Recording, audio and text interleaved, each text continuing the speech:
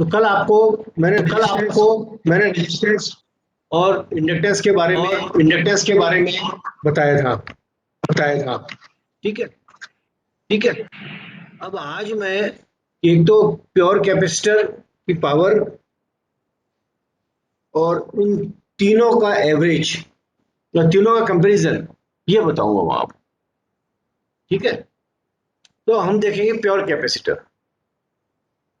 तो इससे पहले आपको जो कैपेसिटर के बारे में बताया था, प्योर कैपेसिटर की जो बिहेवियर बताया था, वो आपको ध्यान रहना चाहिए। मैं वापस एक बार इक्वेशंस को लिख देता हूं यहाँ पर। तो प्योर कैपेसिटर में हमें पता है कि V equal to V M sine omega T और I equal to I M sine omega T plus pi by two. Means इसमें जो करंट है वो वोल्टेज से 90 डिग्री आगे जाता है। अब तात्क्षणिक पावर P बराबर क्या होगा? स्मॉल p बराबर V इंटू आई। ओके। तो V का मान रख दिया और I का मान रख दिया, तो ये पावर आ जाएगी, इंस्टेंटेनियस पावर, तात्क्षणिक power. P equal to V M sine omega T into I M sine omega T plus pi by to.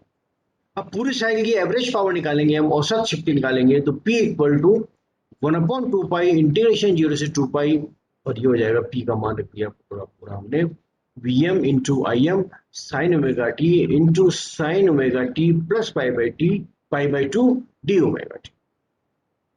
इसको अब क्या किया हमने, Vm आई एम को तो बाहर निकाल लिया, यहाँ से Vm आई एम को बाहर निकाल लिया और यहाँ 2 से इसको मल्टीप्लाई कर दिया और 2 से डिवाइड कर दिया।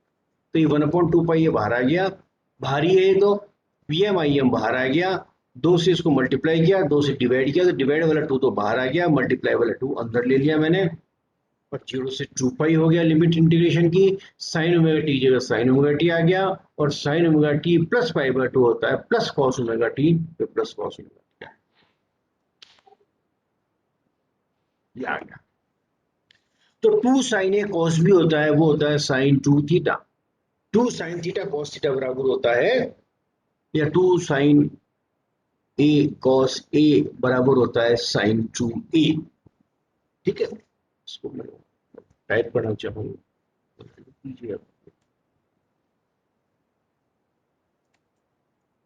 साइन ए 2 साइन ए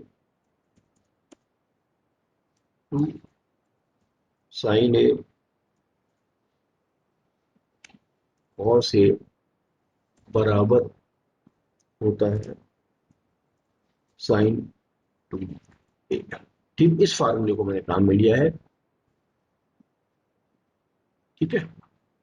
तो 2 साइन ए कॉस ए बराबर साइन 2a, तो 2 sign omega T cos omega T बराबर हो जाएगा साइन 2 ओमेगा टी। तो 1/2 पाई Vm आई एम 1/2 इंटीग्रेशन 0 से 2 पाई, और 2 sign omega T cos omega T की जगह रख दिया मैंने साइन 2 ओमेगा टी। ठीक है। इसको इंटीग्रेट कर दिया मैंने,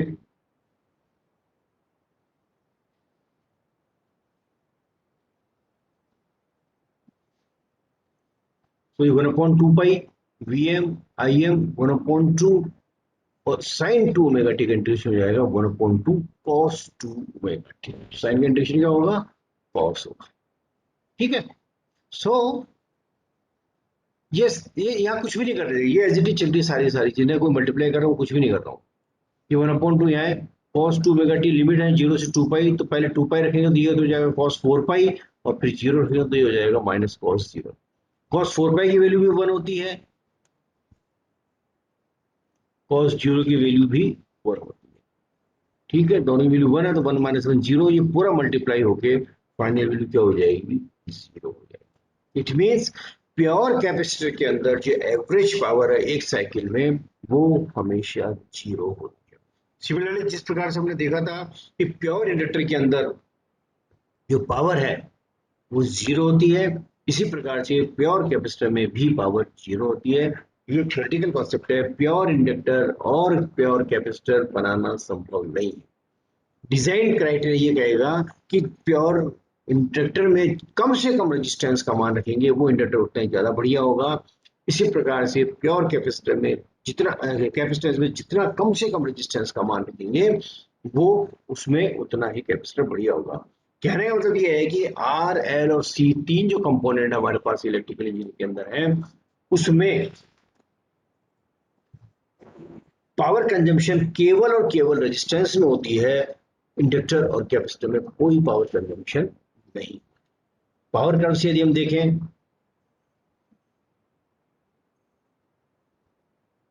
ये कर्व है,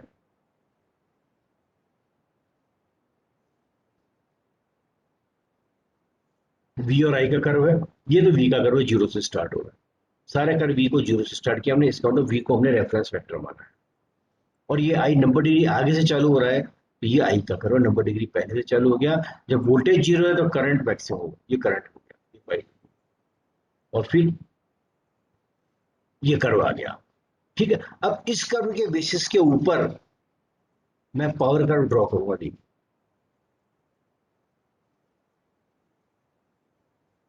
छोटा करूंगा, आ जाए तो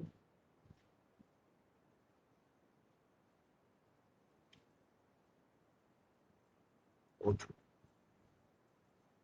अब देखिए, जीरो से पाई बाई टू, आई भी पॉजिटिव है, वी भी पॉजिटिव है, तो पावर हो जाएगी पॉजिटिव। जीरो से पाई बाई टू दोनों पॉजिटिव है, तो पावर हो जाएगी पॉजिटिव। ठीक है, पाई बाई टू से पाई, वोल्टेज तो पॉजिटिव है, करंट आपका नेगेटिव है, करंट इज नेगेटिव, तो मल्टीप्लिकेशन हो जाएगा नेगेटिव, पाई बाई टू से पाई पावर होगी नेगेटिव, नेगेटिव मार्क। पाई से three pi by two, pi से थ्री पाई बाई टू, दोनों वोल्टेज भी नेगेटिव है, करंट भी नेगेटिव है, अल्टीमेटली हो जाएगा पॉजिटिव, तो ये हो गया पॉजिटिव। और थ्री पाई बाई टू से टू पाई, करंट पॉजिटिव है, वोल्टेज नेगेटिव है, फाइनली नेगेटिव आ गया, नेगेटिव। ठीक है, तो एक साइकिल में टोटल जो पावर है वो हो जाएगी zero. This is the P curve, ये पॉजिटिव है, ये नेगेटिव, और ये फिर पॉजिटिव, फिर नेगेटिव। तो एंगल जीरो से पाई बाई टू तक ऊपर ग्राफ में देखा हमने, वोल्टेज पॉजिटिव है, करंट पॉजिटिव है, वो पावर पॉजिटिव होगी। पाई बाई टू से पाई तक वोल्टेज पॉजिटिव है, करंट नेगेटिव है, पावर नेगेटिव हो जाएगी, नेगेटिव आ गई। पाई से three pi by two, pi से three pi by two, current voltage negative है, करंट नेगेटिव है, पावर पॉजिटिव हो जाएगी। और थ्री पाई बाई टू से टू पाई, वोल्टेज नेगेटिव है, करंट पॉजिटिव है, पावर नेगेटिव हो जाएगी, पावर नेगेटिव होगी। तो average power in whole cycle zero, ये आपको ध्यान, समझ में आ गई है?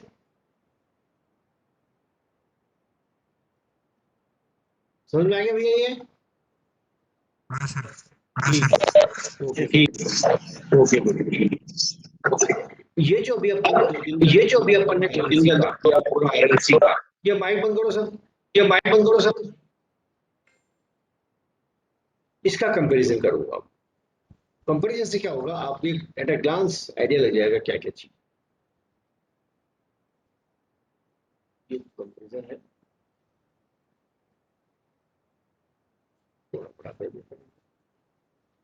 दिख रहा नहीं है स्क्रीन पे? So comparison of behaviour of R L C, तो ये तो पर्टिकुलर्स है यहाँ पर, ये रेजिस्टेंस आर,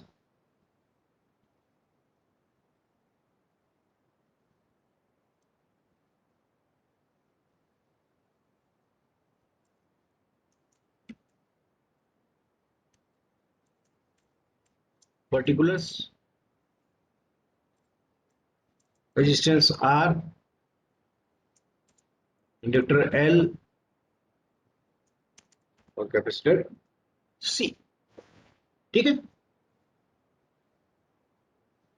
वोल्टेज, वोल्टेज की equation V equal to V M sine omega T, resistance में, इंडक्टर में सब V equal to V M sine omega T, capacitor में भी V equal to V M sine omega T. ये तीनों में हमने समान वोल्टेज लगाया है। करंट की इक्वेशन क्या बनेगी, current I equal to I M sine omega T होगा इसमें, इंडक्टर में current I equal to I M sine omega T minus pi by two होगा, पीछे होगा, और कैपेसिटर में I equal to I M sine omega T plus pi by two 90 degree आगे होगा। वेक्टर डायग्राम यदि हम देखते हैं, यदि वोल्टेज को हम करंट को रेफरेंस लेते हैं, तो रेजिस्टेंस में वोल्टेज और करंट दोनों सेम फेज में, इंडक्टर में करंट यदि यहाँ है तो वोल्टेज 90 डिग्री आगे हो, और कैपेसिटर में करंट यहाँ है तो वोल्टेज 90 डिग्री पीछे होगा। मींस इंडक्टर में करंट पीछे है 90 डिग्री, कैपेसिटर में करंट 90 डिग्री आगे है। तो phase angle between V and I resistance में 0, इंडक्टर में भी 90 डिग्री है, कैपेसिटर में 90 डिग्री है, लेकिन फर्क क्या होगा, पावर फैक्टर एक टर्म आती है आगे और इसको डिटेल में डिस्कस करेंगे, cos phi, power factor is cos phi. तो cos 0 1 होता है, cos 90 0 होता है, लेकिन ये पावर फैक्टर कहलाएगा लैग, क्योंकि इसमें करंट लैग करता है, और ये कैपेसिटर का पावर फैक्टर कहलाएगा 0 आएगा वैल्यू भी, लेकिन ये कहलाएगा 0 लीड कैपेसिटर में। एवरेज पावर यदि मैं देखूं तो एवरेज पावर रेजिस्टेंस में V इंटू आई होगा, प्योर इंडक्टर में एवरेज पावर 0 होगी, प्योर कैपेसिटर में एवरेज पावर 0 होगी। फेज यदि देखें तो voltage and current are in same phase, voltage और करंट सेम फेज में है। इंडक्टर में current lags the voltage by 90 degree, lagging power factor, current voltage से 90 डिग्री पीछे रहेगा तो पावर फैक्टर होगा लैगिंग। कैपेसिटेंस में current leads the voltage by 90 degree, current voltage से 90 डिग्री आगे चलता है, लीडिंग पावर फैक्टर होगा। और लास्ट में रेजिस्टेंस या रिएक्टेंस क्या होगी, रेजिस्टेंस के केस में रेजिस्टेंस आर होगा,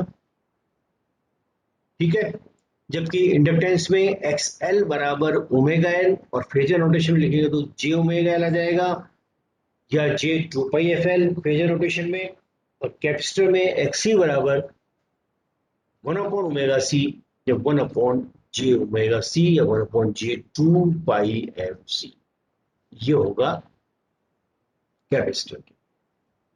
समझ में आ गया ये, ठीक है। अब मैं लैग और लीडिंग पावर कॉन्सेप्ट्स को, और फेज फेज डिफरेंस, इन फेज क्या होता है, लैगिंग लीडिंग, इसको ब्रीफ में आपको मैं एक्सप्लेन करता हूं। देखिए फेज और फेज डिफरेंस, तो पहले फेज देख लेते हैं। फेज का क्या मीनिंग है, देखिए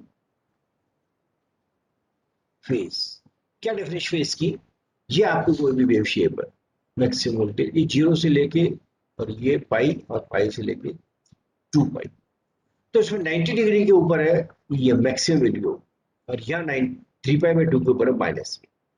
तो हम ये कहेंगे कि फेज क्या है, ये पूरा time, phase is defined as a fractional part of time period of cycle through which the quantity has advanced from the selected zero position of reference. इसका मतलब ये है कि फेज को एक जो टाइम पीरियड है उसके फ्रैक्शन में या साइकिल में इस प्रकार से बताया गया है कि वो क्वांटिटी अपने रेफरेंस जीरो पॉइंट से कितना मूव हुई है।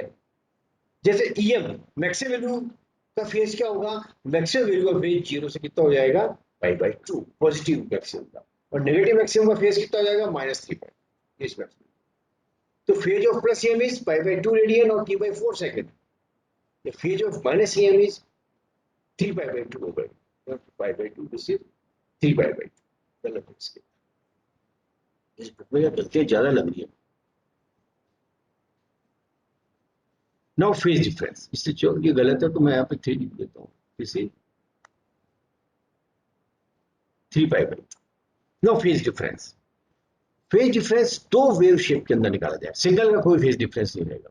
तो जब when two alternate quantity of the same frequency have different zero position, they are said to be phase difference. The angle between the zero point is the angle of phase difference. इसका मतलब क्या है कि जब दो AC quantity same frequency की, देखिए एक खास बात क्या है, वेक्टर डायग्राम और फेजर डायग्राम जो भी हम बनाते हैं ना, या ये वेव खींचते हैं, एक बात जो लिखी नहीं जाती है, अंडरस्टूड है, कि सभी क्वांटिटी का फ्रीक्वेंसी सेम रहेगी, उसी केस के अंदर सबका फेजर डायग्राम ड्रॉ किया जाएगा। यदि किन्हीं क्वांटिटीज का फ्रीक्वेंसी अलग अलग है तो फेजर डायग्राम नहीं बनाया जा सकता। तो ये चीज लिखी हुई नहीं है, अंडरस्टूड है। तो जब दो order AC quantities different zero position पे है, तब हम ये कहेंगे उन दोनों के बीच में फेज डिफरेंस है, और दोनों की जो स्टार्टिंग पोजीशन का जो एंगल है वो कहलाएगा फेज डिफरेंस। जैसे ये कोई भी क्वांटिटी हमारे पास, ठीक है, अगर इसको बी और आई मान लेते हैं हम,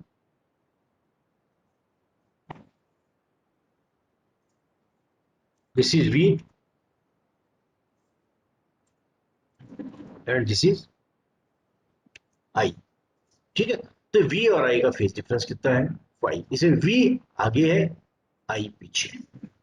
तो एक रेफरेंस में ले लिए वोल्टेज को, उसके हिसाब से position of vector I with respect to V क्या रहेगा, पावर फैक्टर लैगिंग और लीडिंग। अब मैं बताऊं इन फेज। इन फेज का मतलब क्या है, यदि दो ऑल्टरनेटिव क्वांटिटी जीरो से स्टार्ट हो रही है, साथ साथ चल रही है, तो वो हम कह रहेंगे कि दोनों क्वांटिटी इन फेज के अंदर है। जैसे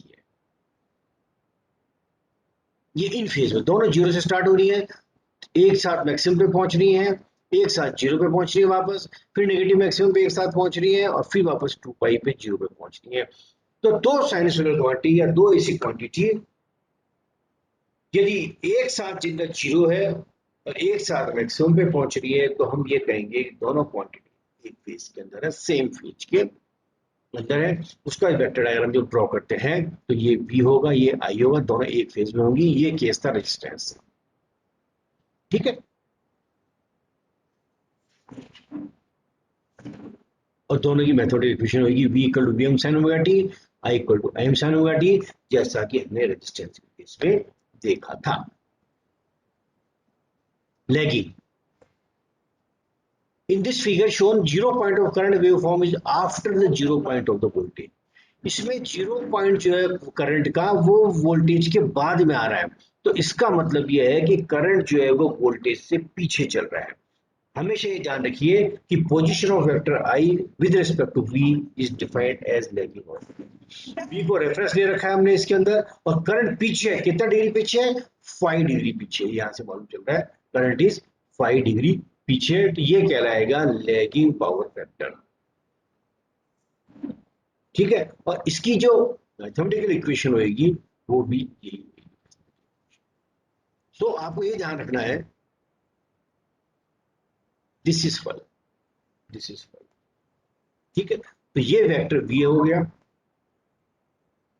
ये वेक्टर I हो गया आपके, और क्योंकि I पीछे है, this direction is negative direction है।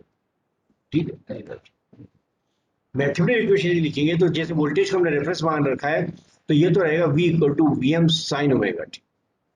ठीक है, और फेजर नोटेशन में ये हम लिखेंगे इसमें, तो ये होगा Vm एंगल सी। तो V को रेफरेंस मान, I की जो इक्वेशन होगी वो होगी Im sin omega T minus theta या phi.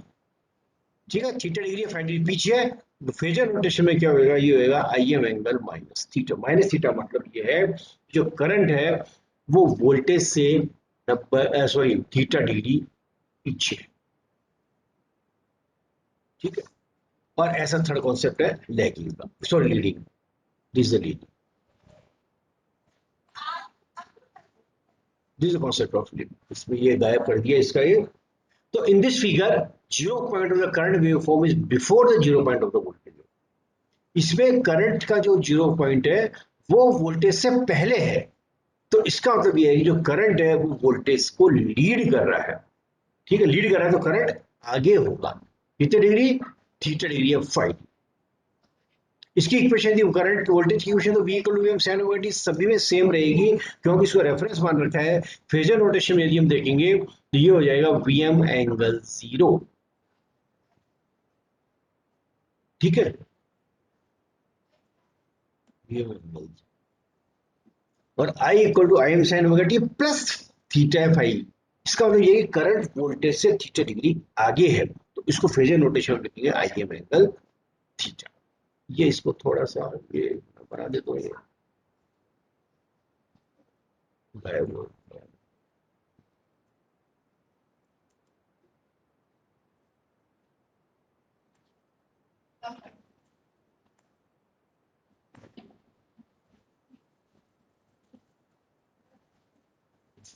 This is this angle is 5।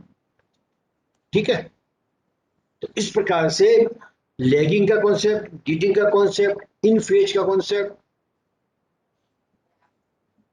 और डायरेक्शन जो इंजीनियरिंग के अंदर मानी गई है, this is the positive direction. बार बार मैं कर रहा हूं, तो इससे आपको डिसाइड होगा कि कौन सा वेक्टर आगे है। इसमें पावर फैक्टर बार बार मैं आपको फिर बता दूं, position of vector I with respect to position of vector I with respect to position of vector V is known as power factor. Cos phi is the power factor ठीक है, अब lagging भी हो सकता है, लीडिंग भी हो सकता है, मैक्सिमम वैल्यू इसकी यूनिटी होगी, एक ही पावर फैक्टर होगा, क्योंकि कॉस की जो मैक्सिमम वैल्यू है वो एक होगी, तो पावर फैक्टर आपका मैक्सिमम यूनिटी होगा, और मिनिमम जीरो होगा, तो पावर फैक्टर आरएलसी सर्किट में जीरो से 1 तक मूव करती है।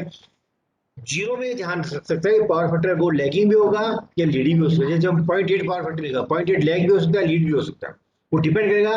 यदि इंडक्टिव का इफेक्ट ज्यादा है तो लैगिंग पावर फैक्टर होगा, कैपेसिटेंस का प्रभाव ज्यादा है तो पावर फैक्टर लीडिंग। ठीक है, तो कल हम डिस्कस करेंगे पावर। तो इसमें सीरीज आरएलसी आरसी का जो बिहेवियर है ये मैंने आपको बता दिया। जो आपका जो है ordinary quantity, behaviour of R L and C AC circuit, और कंपोनेंट ऑफ पहले पावर बताऊंगा मैं, उसके बाद एसी थ्रू आरएल सर्किट करेंगे। पावर फैक्टर का मैंने आपको बता दिया है, और आगे जिसमें हम डिस्कस करेंगे। ठीक है ना, कोई डाउट है इसके अंदर? कोई डाउट है इसमें? नहीं सर। समझ में आ गया? ठीक है, समझ में आ गया? आज तो 210 की क्लास में हो गई। आज तो 210 की क्लास में हो गई। ठीक है, ओके। ठीक है, ओके।